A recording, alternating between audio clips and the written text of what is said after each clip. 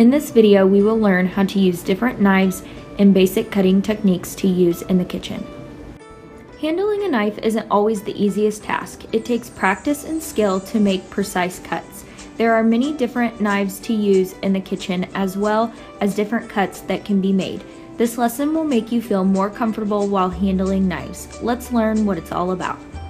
There are many different knives used in the kitchen. They all have different uses depending on their size and shape.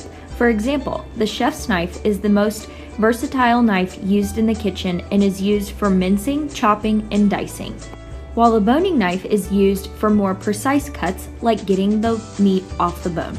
The proper way to hold a chef's knife is to put your thumb on the inside of the handle and your first finger on the outside, holding in a pinched grip fashion. The other hand is used for steady precision and can be used in a claw-like manner to help with stability. Something to remember is to always use a sharp knife, never a dull one. It is important to know how to handle a knife correctly to help prevent accidents.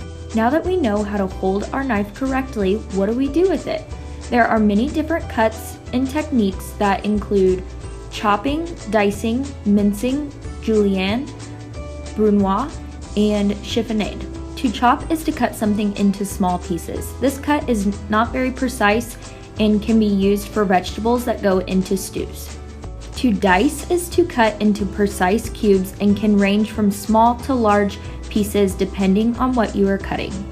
To mince is to cut or grind into small pieces and is often used for garlic by rocking back and forth with your knife. The julienne cut looks very similar to a matchstick. It is done by squaring off the vegetable and cut into 2.5-inch long pieces that are then cut into 1/16 inch widthwise.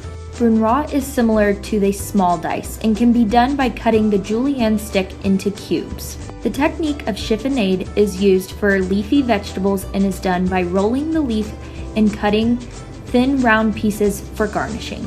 Now that we have learned all there is to know about basic knife techniques, we can create beautiful meals safely.